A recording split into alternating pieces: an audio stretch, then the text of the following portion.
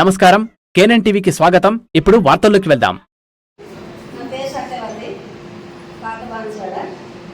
మహిళా సంఘం నుంచి నేను లోన్ తీసుకొని వ్యాపారం చేసుకున్నాను. కిరాయి షాపు, హోటల్ రెండు నడిపిస్తున్నాను.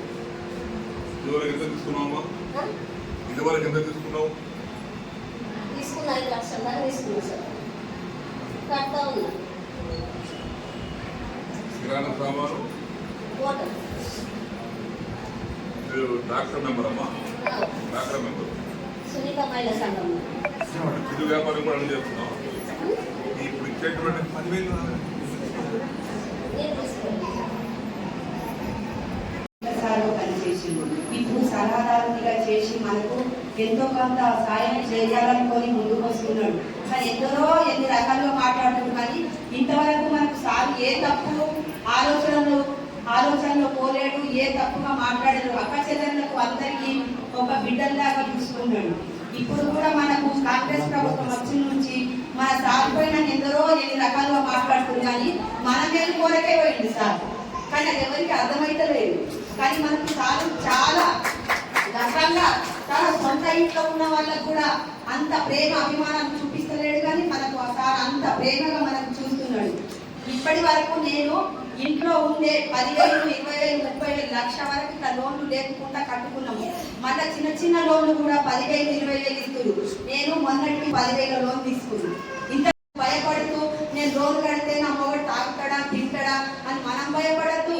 మనము ముందుకు పోవాలి. మనము పిడికిని బిగించి ముందుకు నడిస్తే దండలు నడుస్తుంది.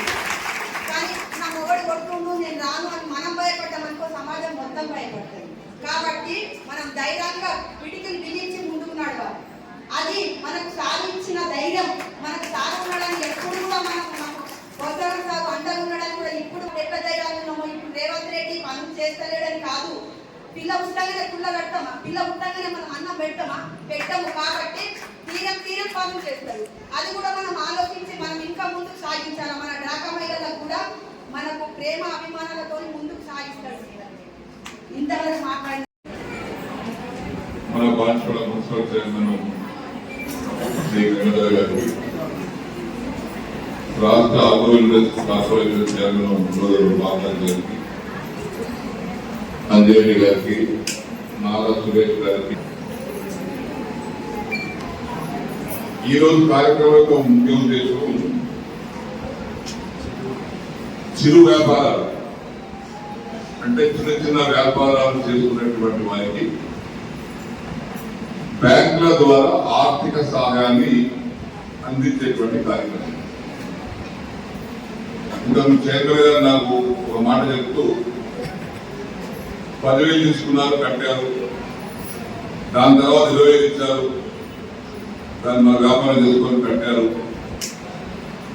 ఈరోజు మరొకసారి 50,000 రూపాయలు ఒకరికి ఇవ్వడానికి ఈ కార్యక్రమం జరుపుకుంటున్నాం. 50,000 చొప్పున అందరి కలుపుకొని 2 కోట్ల రూపాయల చెక్కులు ఈరోజు మీకు అందజేస్తున్నాం. ఈ 2 కోట్ల రూపాయలు ఒక్కొక్కరికి 50,000 చొప్పున ఇచ్చినటువంటి డబ్బులు ఇంతలో చెల్లెలు మాట్లాడింది బ్రహ్మాండంగా ధైర్యంతో. అమ్మాయి పేరు సుజాత గారు మాట్లాడారు బ్రహ్మాండంగా. అంటే తీసుకున్న డబ్బును ఏ విధంగా వాడుకోవాలి, ఏ విధంగా వినియోగించుకోవాలి అని ఎవరికి భయపడకూడదు, ధైర్యంగా ఉండాలనేటువంటి ఒక ఆలోచనతో సుజాత గారు మాట్లాడి అభినందనలు తెలియవస్తా ఉన్నాను. ఈ రకంగా చేస్తూ ఇప్పుడు కొద్దిసేపట్లోనే అందరికీ కలుపుకొని పెద్ద చెక్కు 2 కోట్ల రూపాయల విలువల చెక్కులు మీకు ఇప్పుడు అందజేస్తున్నాను. ఈ చిరు వ్యాపారం అది వేరు, ఇది వేరు. కాబట్టి ఈ చిరు వ్యాపారాలకు వారి కాళ్ళ మీద నిలబడే విధంగా, ఎవరికి ఆసక్తి కలగకుండా తన కుటుంబాన్ని తానే పోషించుకునే విధంగా ఈ అప్పు తీసుకొని వ్యాపారం చేసుకొని కుటుంబాన్ని నడుపుకునేటువంటి కార్యక్రమానికి ఇది ఒక మంచి ఆలోచన. ఇప్పుడే 5 నిమిషాలు చర్చిస్తాం. అందరు ఇక్కడ ఉన్నారు. మా చెల్లెలు దాకా చిన్న వయసు అందరూ చెల్లెలు అంటారు. ఇటీవల కాలం అందరూ మంచిదండి. భయంకరమైనటువంటి క్యాన్సర్ వ్యాధి వస్తుంది. అందులో మహిళలకు ఎక్కువ వస్తుంది. రకరకాల క్యాన్సర్ వస్తుంది. Cancer first stage, second stage లో ఉన్నప్పుడు గుర్తిస్తేనే వైద్యం చేసి బతికించుకోగలుగుతాం. రెండవ స్టేజ్ దాటి మూడవ స్టేజ్, నాలుగవ స్టేజ్ లో పడితే మనం వైద్యం చేసినా ఉపయోగం లేదు. మరి క్యాన్సర్ వ్యాధులు పిల్లలకు, మహిళలకు, పురుషులకు కూడా వస్తున్నాయి. కారణం ఏంటి? నేను ఒక సలహా నిన్నే ఒక మీటింగ్ చేసిన హైదరాబాద్. మీరు కూరగాయలు తెస్తున్నారు, కూరగాయలన్నీ కూడా పురుగు మందుతో పోసి తయారు చేసేటువంటి కూరగాయలు. పురుగు పట్టిందంటే ఆ పురుగు మందు కొడతారు, స్ప్రే చేస్తారు. ఆ స్ప్రే చేసిన తర్వాత మీరు కూరగాయలు కడిగినా వాసన పోదు, కడిగినా వాసన పోదు. అది మనం తింటున్నాం. కూరగాయలు తింటున్నాం, పండ్లు తింటున్నాం, బియ్యం తింటున్నాం, పప్పు తింటున్నాం. నేను ఇచ్చే సలహా ఈ సందర్భంలో మాడబిడ్డలంతా ఉన్నారు కాబట్టి కూరగాయలను రూఫ్ గార్డెన్ అంటాం. మన ఇంట్లోనే కూరగాయలు పెంచుకోవాలి. డైరోని 50,000 సున్నితం. ఇంట్లోనే కూరగాయలు పెంచుకోవాలి. మన ఇంటి పూర్తి పురుగు మందు కొట్టడం, ఏం కొట్టడం, స్వచ్ఛమైనటువంటి కూరగాయలు తింటాం. రోగాలు వచ్చిన తర్వాత లక్షలు ఖర్చు పెట్టి అప్రపాలై ఆస్తులు అమ్ముకొని నా దగ్గర ప్రతినిత్యం 5-6 వస్తాం క్యాన్సర్ వ్యాధులు. క్యాన్సర్ వ్యాధి వచ్చినాక లక్షలు ఖర్చు పెట్టుకొని ప్రాణం బాగా కోరుకుందామా, లేక క్యాన్సర్ వ్యాధి రాకుండా చేసుకుందామా? రాకుండా చేసుకోవడానికి మన చేతుల్లో ఉంది. ఈ పురుగు మందులతో పండించినటువంటి కూరగాయలు తినడంతో, పురుగు మందుతో పండించినటువంటి పండ్లు తినడంతో ఈ వ్యాధి వస్తుంది. సరే, మిగతా బియ్యం ఉన్నాయి, అది కూడా పురుగు మందుతోనే కానీ వంట మీద వస్తుంది. వంట పుట్టుపోయిన తర్వాత బియ్యం అంత అసలు ఉండదు. కానీ ఇక్కడ కూరగాయలు స్ప్రే చేస్తాం, అదే తీసుకొస్తాం, కడుగుతాం, పోస్తాం, తింటాం. కాబట్టి ఎవరింటికాడ వాళ్ళ డాబా మీద ఉంటే డాబా మీద రూఫ్ గార్డెన్, బెండకాయలు, కూరగాయలు, టమాటా, దొండకాయ, కాకరకాయ వారింటి మట్టుగా వాళ్ళు పండించుకోండి. మీరు అమ్మాల్సిన అవసరం లేదు, పండించడానికి బయట అమ్ముకోవాల్సిన అవసరం లేదు, కొనాల్సిన అవసరం లేదు, బయటకి తెచ్చుకోవాల్సిన అవసరం లేదు, పండించిన దానికి తలకు అమ్మాల్సిన అవసరం లేదు. మనం అనేది సరిపోతుంది. ఈ ప్రయత్నం చేయండి. చాలా చిన్న పని. కూరగాయలు విత్తనాలు తెచ్చుకోవాలి, దుకాణాలు దొరుకుతాయి. మన ఇంట్లోనే వాకిట్లో కానీ, పైన డాబా మీద కానీ, తొట్లలో కానీ పండించుకోవడం వల్ల క్యాన్సర్ వ్యాధిని మన జోలికి రాకుండా కొంతమందికైనా మనం ప్రయత్నం చేయగలుగుతాం. ఆ విధంగా ప్రయత్నం చేయవలసిందిగా మా సోదరి వాళ్ళకి అందరికీ నేను విజ్ఞప్తి చేస్తూ, आप समझ में आया तेलुगु में? जो कैंसर की बीमारी है तो कैंसर आया बोले तो 1 स्टेज 2 स्टेज के अंदर कोई मालूम हुआ तो उसको इलाज है. 1 स्टेज 2 स्टेज होने के बाद 3rd 4th स्टेज में उसका कोई इलाज नहीं है. कितने पैसे भी खर्च करो, लाखों खर्च करो, उम्मीद कम है बचने का. वो इस बात चाहता है कि अब खाने चाहता हो, चाहे चावल हो, दाल हो, मिर्ची हो, हल्दी हो, तरकारी हो, फल हो, वो चीज खाने से कई बार था जो बिका रहे वो उसके ऊपर दवा डाल रहे. वो दवा क्या है? जहर है. तो तरकारी बनाने के वास्ते तरकारी को कीड़ा पकड़े तो उसको कीड़ा खत्म करने के वास्ते क्या डालते हैं? दवा डालते हैं. वो दवा को कीड़े खत्म हो जाते, वो जो दवा डाले तो तरकारी फल जो पर खा रहे हैं पेट में जा रहा है उसी वजह से अपने को कैंसर बीमारी बढ़ती जा रही है। पंजाब से दिल्ली का आज एक ट्रेन चलता, पंजाब से दिल्ली एक ट्रेन दिल्ली का आता, तो दिल्ली का वो ट्रेन का नाम क्या है? कैंसर ट्रेन है उसका, ट्रेन का नाम ही कैंसर ट्रेन है। वहां ऐसी बीमारी बहुत बढ़ जा रही है। अपने तेलंगाना में भी बहुत बढ़ जा रही कैंसर। हैदराबाद में दवाखाना में जगह नहीं मिलता कैंसर दवाखाना में, अपना जेब खाली हो रहा उनका जेब बढ़ रहा। మన జేబులు ఖాళీతున్నాయి, దవాఖాన యజమానుల జేబులు తిరుగుతున్నాయి. ఇది మీ చేతుల పని, మీ ఇంటి పని మీరు చేసుకోవాల్సినటువంటి దీనికి బ్రహ్మాస్త్రం బ్రహ్మవిద్య చెప్పాల్సిన అవసరం లేదు. కూరగాయలు పండించుకోవడానికి మీరు 4-5 ఉంటారు ఇంట్లో, ఆ 4-5 మందం బ్రహ్మాండం పండించుకోండి, దాని ప్రభావం ఏంటో తెలుస్తుంది మీకు. కాబట్టి ఆ విధంగా తీసుకోవడం మొదటిగా నేను భావిస్తూ, ఈరోజు చైర్మన్ గారు చెప్పినట్టుగా ఇంతకుముందు నరేష్ చెప్పినట్టుగా రాష్ట్ర ప్రభుత్వం నిన్నటి నుంచి 1 తారీఖు నుంచి 9 తారీఖు వరకు ఒక్కొక్క డిపార్ట్మెంట్ ఒక కార్యక్రమం అప్పచెప్పింది. నిన్న ఫస్ట్ నాడు అక్కడ హైదరాబాద్ లో ఈ ఎడ్యుకేషన్ మీద ప్రోగ్రాం పెట్టారు ఫస్ట్ నాడు.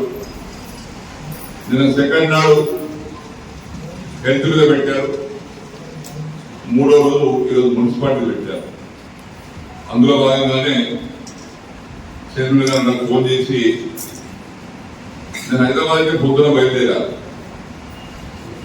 జంగల్ పోయిన చదువు దగ్గర కొత్త కడుతున్నారు బడాపాడు దగ్గర అటు పోయినాం. అక్కడ పోయినాక ఫోన్ వస్తే అవన్నీ చూసుకొని 100 మంది నమ్మని ఉంటాడు, రైతులను కాంట్రాక్టర్లను ఇంజనీర్ అందరూ రమ్మని చెప్తే వాళ్ళతో మాట్లాడి వాళ్ళని పంపించుకొని ఇక్కడికి రావడం జరిగింది. కొంత ఆలస్యం జరిగినందుకు క్షమించాలి. ఈ మున్సిపల్ పరిధిలో జరిగే కార్యక్రమాలు పొద్దున ఏం పెట్టారు? రన్నింగ్ పెట్టారా, ర్యాలీ పెట్టారు, ముగ్గుల పోటీ పెట్టారు.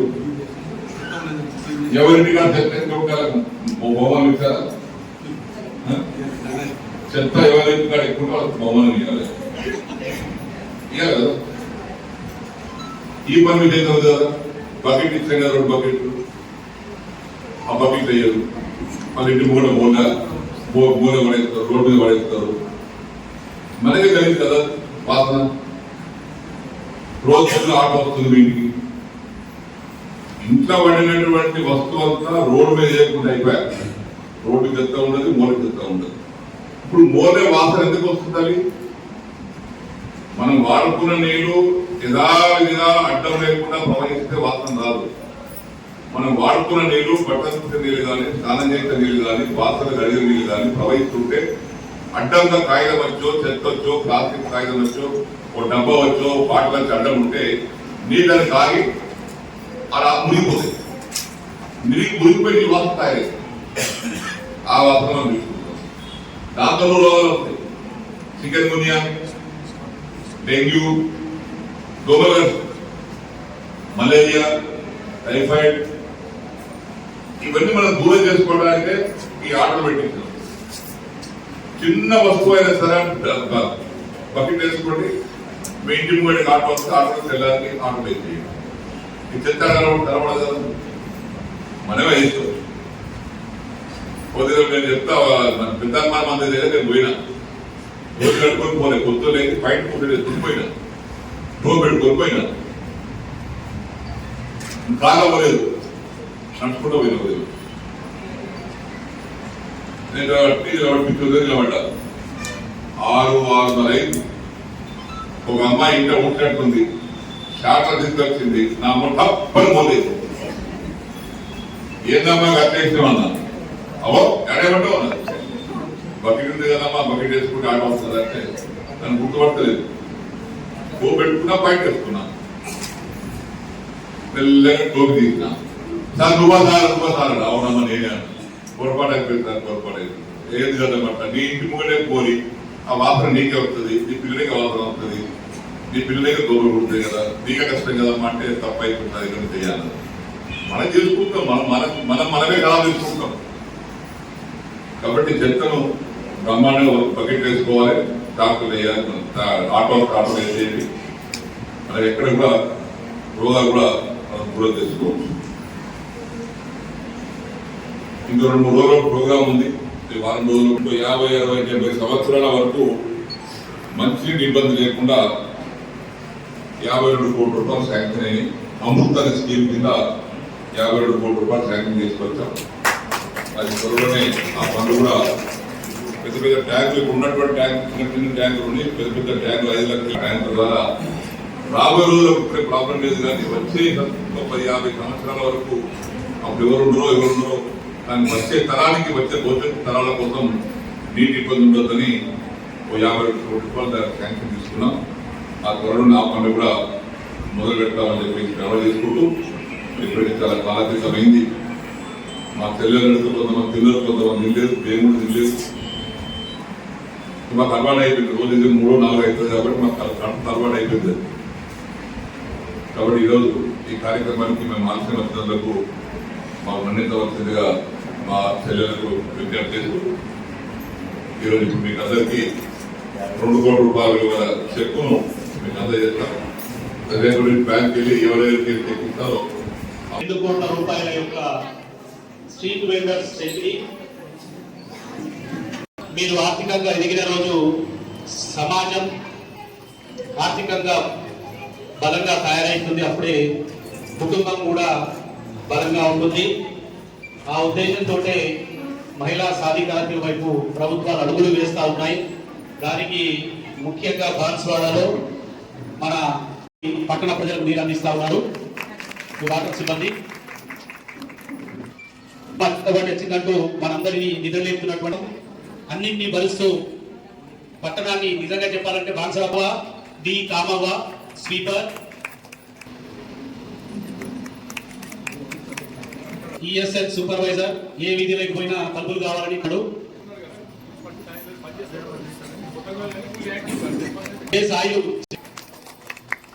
ప్రతిరోజు మన ఆరోగ్య సంరక్షణ